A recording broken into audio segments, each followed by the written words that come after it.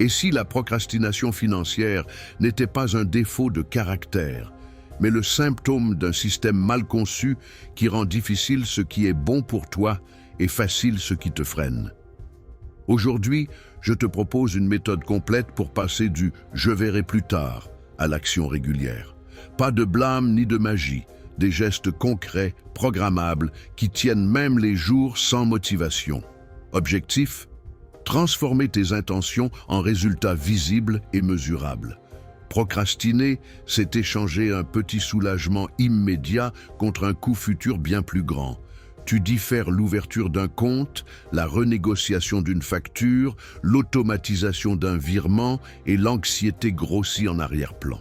Le cerveau choisit le confort à court terme, surtout quand l'action paraît floue, longue ou risquée socialement. La solution n'est donc pas plus de volonté, mais plus de clarté et moins de friction. Moins de décisions dans l'instant, davantage de décisions prises à l'avance. Premier levier, transformer les intentions vagues en instructions exécutables. Faire un budget ne veut rien dire. Samedi 10h, j'ouvre mon app bancaire, je liste les 3 plus gros postes et je fixe un plafond hebdomadaire, déclenche une action. Ce format, lieu, jour, heure, geste, s'appelle une intention d'implémentation. Multiplie-le. Après la paie, je programme 50 € vers le compte sécurité. Dimanche, 18h, je vérifie que l'ordre récurrent du mois est passé. Le flou nourrit l'inaction, la précision nourrit l'exécution. Deuxième levier, la règle des 2 minutes. Toute tâche intimidante commence par une version miniature faisable tout de suite. Ouvrir un compte d'investissement, télécharge l'application et vérifie les pièces requises. Négocier une facture, retrouve le contrat et écris la première phrase. 2 minutes cassent l'inertie. Souvent, tu en feras 10. Le but n'est pas de tout finir, mais d'initier un mouvement répété. Troisième levier, dater tes finances. Ce qui n'est pas dans l'agenda n'existe pas. Bloque 20 minutes hebdomadaires pour un check rapide. Mouvement, fuite, micro-action. Ajoute 30 minutes mensuelles pour ton tableau de bord. Taux d'épargne, mois de sécurité, répartition par catégorie. Traite ces créneaux comme un rendez-vous avec quelqu'un d'important, toi. Quatrième levier, automatiser pour couper la racine de la procrastination. Programme un virement automatique vers un sous-compte sécurité juste après la paie, puis un achat récurrent à frais bas sur un panier d'actifs diversifiés. Paramètre des alertes simples. Si une facture récurrente augmente de plus de X%, notification. Si une catégorie dépasse le plafond hebdo, gel temporaire de la carte plaisir.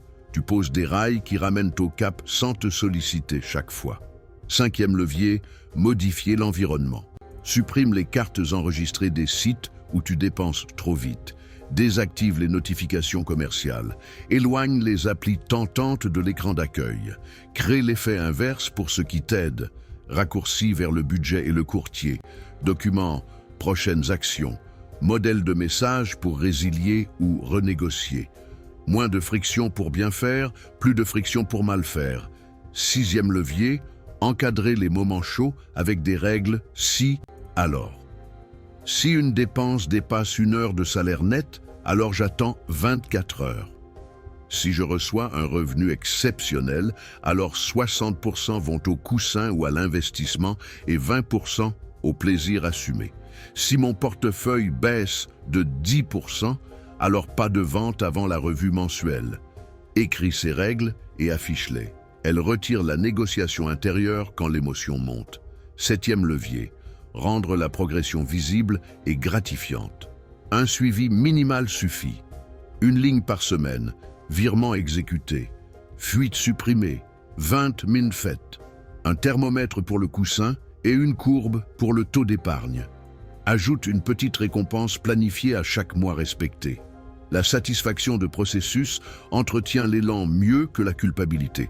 Huitième levier, choisir une stratégie assez bonne et la verrouiller pour 3 mois.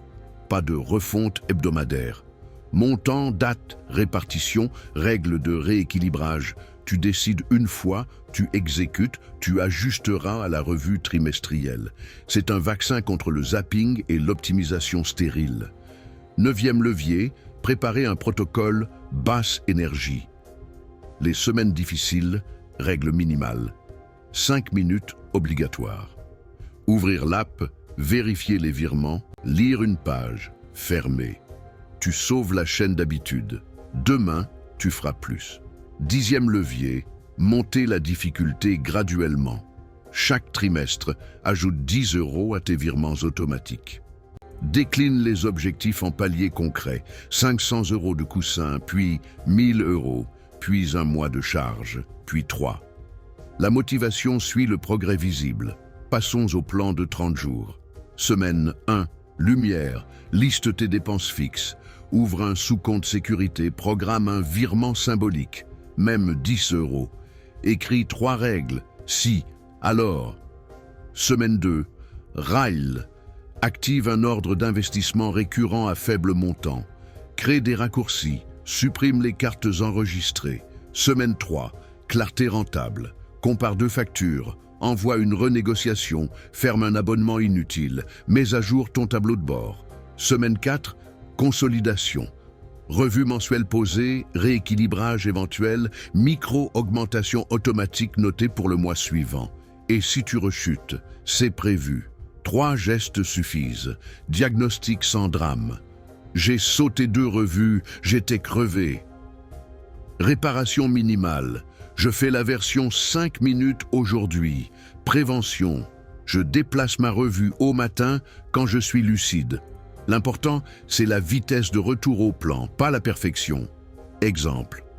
Lina, 26 ans, repoussait l'ouverture de son PEA depuis 1 an. Règle des 2 minutes. App téléchargée lundi, pièce vérifiée mardi, KYC mercredi, virement 25 € vendredi, ordre récurrent le 5. 2 semaines plus tard, tout tournait sans elle. Malik, 38 ans, indépendant, mélangeait pro et perso.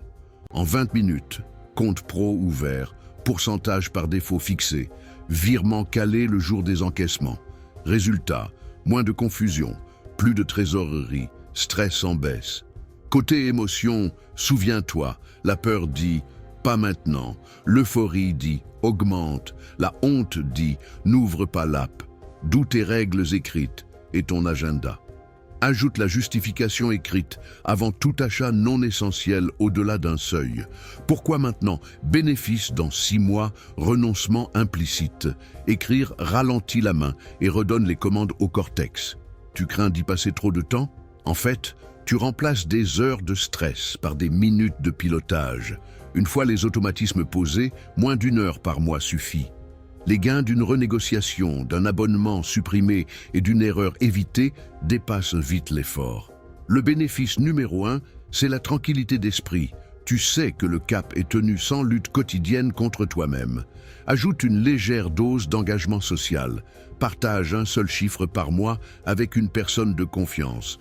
Taux d'épargne, coussin, dette remboursée. Pas besoin d'étaler ta vie. L'anticipation de ce rendez-vous ancre l'action. Et offre-toi une récompense conditionnelle. Si je tiens 4 semaines, je m'offre X. Le cerveau adore boucler les boucles. Récapitulons la séquence gagnante. Clarifie 3 nombres. Coût de vie, mois de sécurité visé, pourcentage d'épargne automatique. Traduis chaque objectif en première action de 2 minutes. Inscris tout au calendrier. Automatise dès que possible. Encadre tes décisions avec des règles. Si, alors. Réduis les frictions nocives. Crée des frictions utiles. Mesure un indicateur par semaine et 3 par mois. Prévois une version 5 minutes pour les jours compliqués. Verrouille ton plan pour 3 mois. Maintenant, passe à l'action dans l'heure. Choisis une action minuscule et fais-la tout de suite. Programmer un virement de 10 €. Envoyer un message de renégociation, désactiver une carte enregistrée, ajouter ton rendez-vous hebdomadaire au calendrier, puis reviens me dire en commentaire ce que tu as fait et quel sera ton prochain pas. Like la vidéo si elle t'a été utile, abonne-toi pour des plans d'action concrets et partage-la à quelqu'un qui mérite d'arrêter d'attendre le bon moment. Tu ne vaincras pas la procrastination par la culpabilité, mais par un système qui rend l'exécution si simple qu'elle devient naturelle, même quand l'énergie est basse. Commence petit, continue souvent et regarde la trajectoire changer. Dernier point, distingue urgence et importance. Urgent, c'est répondre à une notification. Important, c'est sécuriser 3 mois de dépenses, automatiser l'épargne, écrire tes règles. Quand tu hésites, pose-toi cette question. Qu'est-ce qui réduira mon stress dans 30 jours? Choisis ça. Un choix calme, répété, bat 1000 bonnes intentions.